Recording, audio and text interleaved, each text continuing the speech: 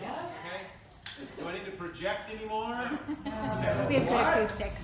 Thank you all for coming. This was a really fun project to put together, and I really got to thank Amanda for providing the space and hosting and curating and giving me a lot of guidance, and Mo from the Unsteady Hand, which Mo's not here tonight, unfortunately, but he was instrumental in introducing me to Amanda, because when I did the proposal for the Peak Arts Prize and got it and said, boy, I want to do a show, it didn't occur to me that, you know, most of the galleries in town are going to be booked throughout the whole year. And so I really lucked out by meeting Mo and he introducing me to Amanda, and us being able to get this put together. And then I want to thank all the artists, many of them are here, that helped with this, that participated in this project. Mostly, what I want to thank them for is doing work in under 2 months. I mean, the time frame to do this was really short. And we're talking about paintings and resin pieces and movies that had to be scripted and you know, actors found and post-production and all that kind of stuff. And then finally, I'd like to thank the judges who, there was the public judging, and then there were select judges who chose the best in show piece for tonight. So without any further ado, we're going to go into that and give out the awards. There's only two. There's the People's Choice Award, which was the choice from all the people that voted from the general public, and the winner is Jack Pollock and his piece.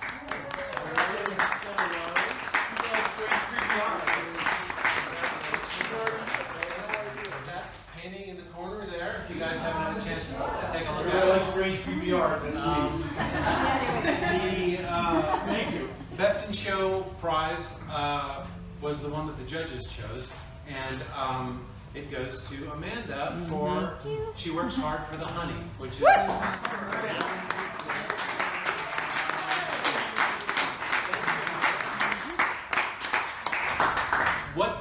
one of the things that these two artists just got in their prize packet is honey from Italy, from northern Italy, where I was at last week, and which leads me to the next point that I was going to talk about, which is in my proposal video, I mentioned that Europe has, I mentioned a number, which is 75%.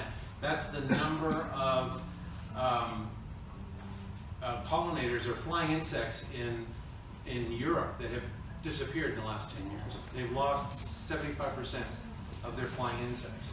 And while I was in Italy last week, I heard another number which was interesting to me that I thought I would bring up tonight, and that is 4. And that, anybody have some Nutella tonight? Yes. Yeah? Italy is a country that you can grow almost anything in, and they practically do. They can grow practically anything there. They haven't had a hazelnut harvest in 4 years. And the reason is because they don't have the pollination there. So that struck me really hard while I was there. One of my wife's cousins mentioned that, and I was like, oh, I got to tell this to the folks, you know, at the artist talk. And so this is, when I started this project, I really wasn't on either side of the whole Save the Bee thing, but the more I've been researching, the more I've been reading about it, and facts like that are really making me think we need to start thinking about protecting our pollinators. So another thing that was in the prize packets are bees, not bees, Save the Bees. There's bees! The prize packets are seeds for pollinator flowers. So one of the packets is called like Save the Bees, and I would encourage all of you to go buy seeds that pollinators like, for flowers that pollinators like, and just plant them. Going out in the wild and Seed bombs. you know, yeah, just dropping some milkweed everywhere so the monarchs come back. So, I wanted to thank Mo. Mo isn't here for with the Unsteady Hand. They're a wonderful organization with bringing art to Parkinson's people, victims of Parkinson's, and getting them to work and do art. And it's really wonderful, the artwork that they've done. If you haven't had a chance to see it in there, it's really fabulous. And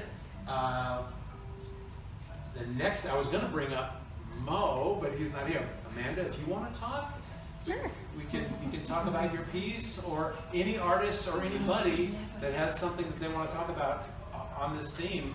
You know, you're welcome to, and we can do it like the whole Peace Rose thing where people can. We need you're up here. You're it's like a talking stick, but a jar of honey. Yeah, a little bit of a talking honey jar. And we'll bring Amanda up. If everybody give her a little round of applause.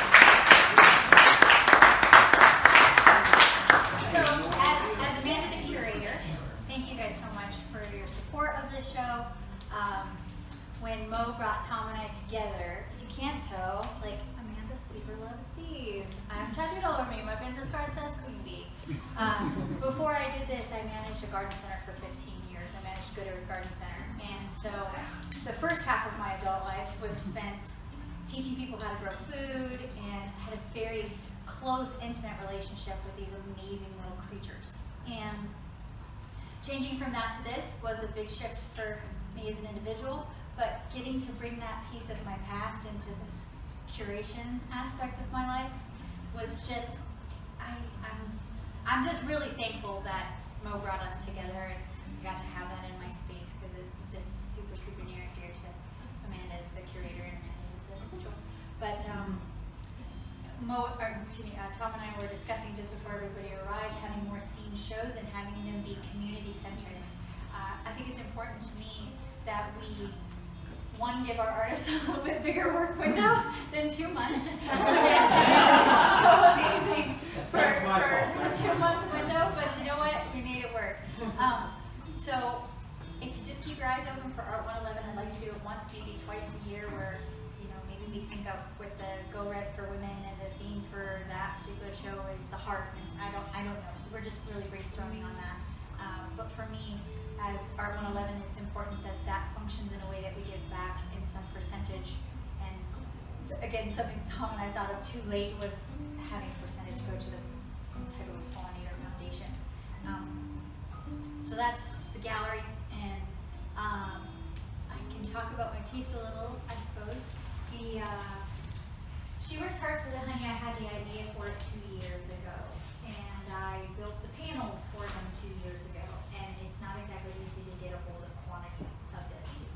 And so I reached out to the Mexican Beekeepers Association every year and asked anybody who was just cleaning up the dead ladies in the spring if they could just give me a Ziploc baggie of them. And I've been courting dead bees for a hot minute. That sounds creepy. It's really a beautiful coming together, because Tom came to me with this idea. We just ran headlong into it. And then 2 weeks later, we had that really big snowstorm in, or was it late April, that with the wind that broke a bunch of trees. Well, at that point, all the hives were awake and active, and a friend of a friend lost one of their 2 hives, and he was very kind to take all the ladies and dump them in a box. So I finally got my hand on the quantity of bees that I needed to bring this piece to life right after I committed to this really beautiful show. So it's like the universe just did this beautiful, beautiful thing, you know? And that is actually the prototype for the big version of it. The big version of it will eventually be 36 inches. It's going to be huge. And I still have a box with lots of ladies, and I intend on using everybody to honor them. But that's kind of the prototype. And as you can see on the price, I'm a little intimidated to do the big one because it's going to be so expensive in resin, but it's going to be worth it because it'll really have the impact that I'm looking for. So that's how my piece came to be. Thanks so much again for supporting our gallery. We're 3.5 years old. We're really kind of the babies on the block. And I love to support the strange and unusual, and the bold and unique. I don't ever take landscapes at Pikes Peak or Garden of the Gods because they're beautiful and they're beautiful, but we try to really carve out a unique space. So thanks again for your support. Thank you.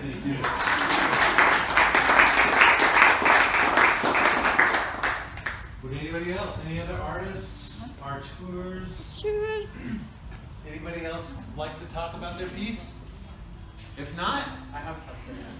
oh, yes, please do. So, yeah, I serendipitously found out about this event at a coffee shop, and I realized it was tonight, and I was like, I have to check this out. I don't have an art piece up here.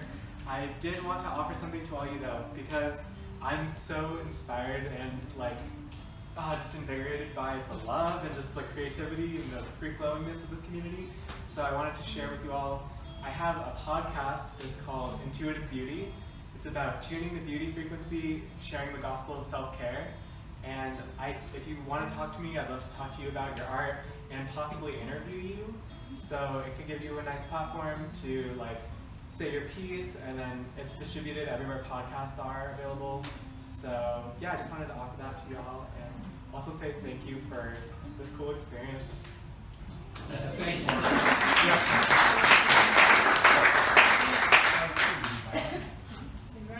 I have a question for Jamie. She's looking up, she goes, "You're not going to do that." I'm like, "Yes, I am."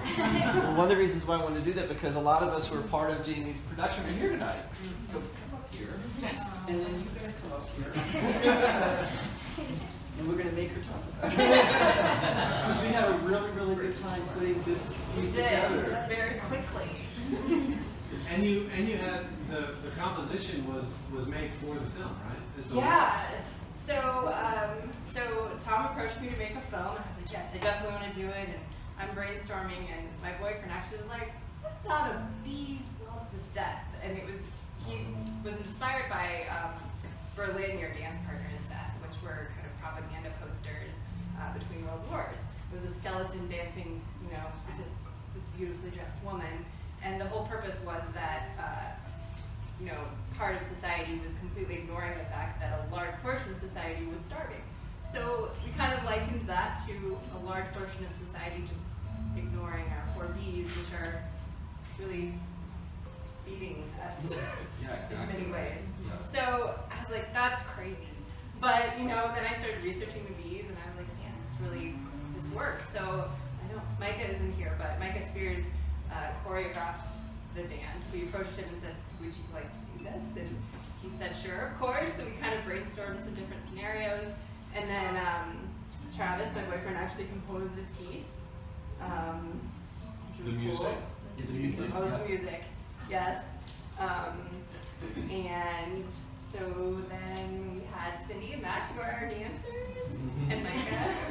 They were up for it, and we went out in the field and filmed a waltz, which they were like, we're gonna waltz in the field. But it worked. It was beautiful, yeah. So I had not seen the waltz before the day of the filming, and I was just like almost in tears, honestly. It was so beautiful. And Cindy came up with her costume. It was really a very collaborative, beautiful piece. So I call her B-Girl now. I think the surprise was you guys is realized, because they composed the dance and they knew they were doing, but when you're making a film, obviously you just don't shoot it once and it's done. It's take after take after take. So I don't know how many takes did you do with the dance? Yeah, a lot. On a very hot Of day. course, It was it's a lot. hot. So, Yeah. but yeah, glad that we were able It's a to fun work opportunity. together. Yes. How many people were on your crew to shoot it? Me and Ralph. Yeah. And also, Jeff and Jane were there kind of as helpers, holding umbrellas. Yeah. Yeah, keeping the talent safe under Yes. umbrellas. Yes. Oh, very nice, very nice. Good job.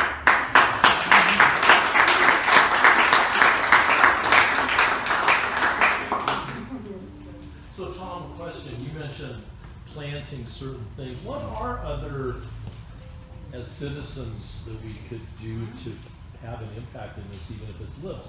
You know, if you go to any nursery and you ask them what's good for pollinators, they'll have whole sections of seeds and plants available. I just planted a couple of, I have butterfly bushes in my yard, but I planted something called butterfly flowers, which I didn't know anything about. And they're these clusters of little orange or pink flowers, and they grow into bushes, and then there's milkweed, which monarch butterflies love, and they love butterfly bushes too. But milkweed comes in different forms, and one of them is like swamp milkweed, and they want you to plant it someplace that's really swampy, like in a pond or near a pond, and or my backyard, which is very swampy. And so I also got a lot of those kind of seeds. But I would say go to a nursery and just ask.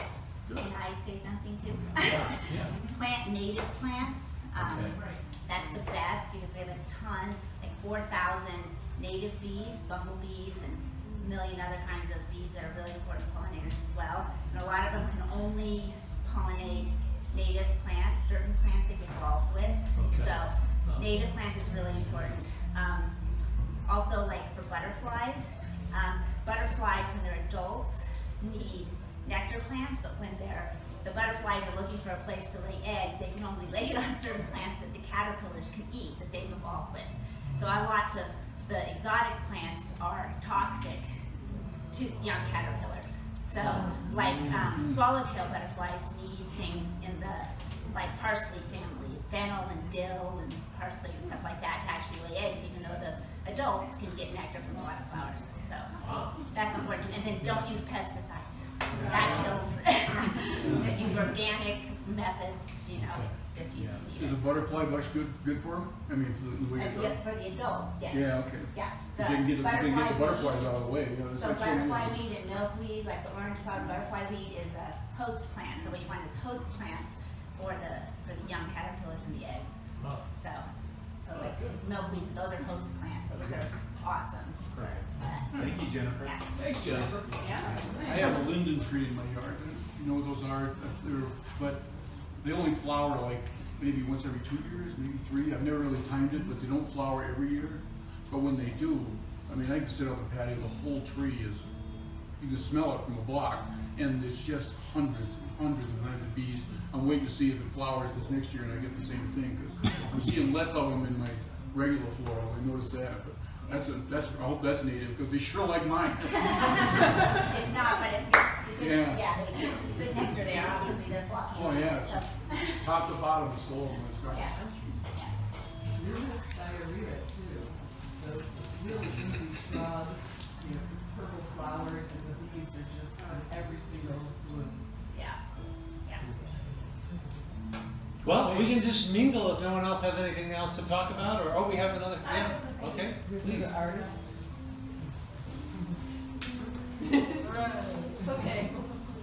My name is Karen McNamee, and I've been raising butterflies in Colorado Springs for 24 years.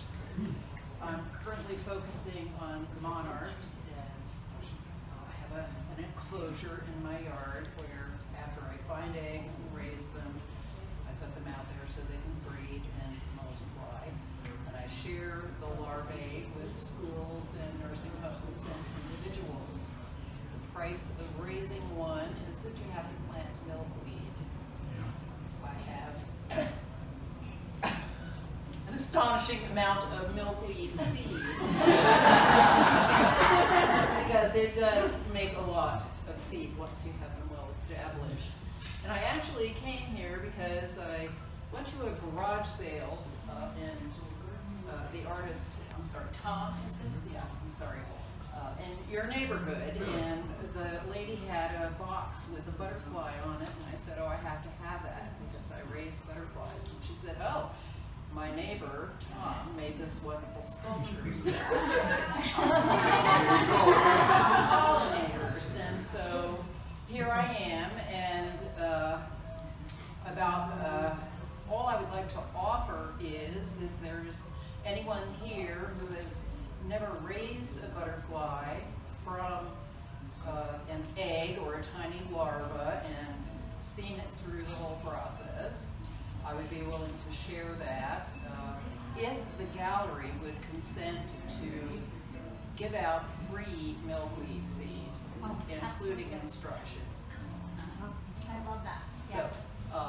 can I ask you to take names and contact information about any members or anybody else who's here who really, really wants to do that? It takes about a month from the time that you find the egg. I don't know if anybody read, was it Wednesday's paper? On page 2, there's an article about our president wanting to revamp the Endangered Species Act and not allow monarchs to be on it for the first time ever, which is very unfortunate because the estimate is now that their population has declined 99% in the last 30 years. So the only hope of saving them is to plant host plants for them, and that is milkweed. Now, as far as swamp milkweed goes, I bought seed from Monarch Watch 20 years ago, and I planted swamp milkweed. The monarchs won't eat it, okay? It's pretty, they can nectar from the flowers, but please plant native Speciosa, and that's what I have seeds for. And I would be delighted to leave little packets here for the gallery to give away to come. That's great.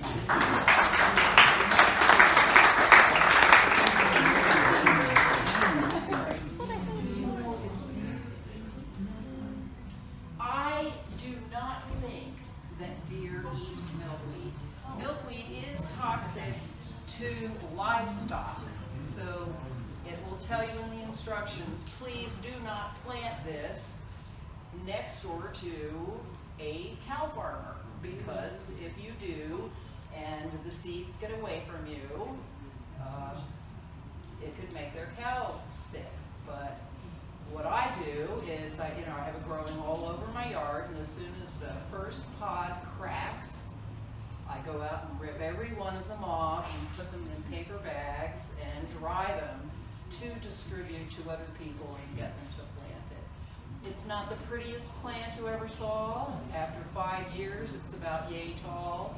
It has huge pom-pom flowers on it that smell heavenly, but they will turn into pods and send stuff like dandelions everywhere. So, if you think you want to do it responsibly, especially if you're doing it in your neighborhood. You don't want the whole neighborhood to.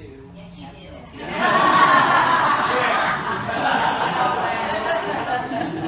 My neighborhood has more than most neighborhoods.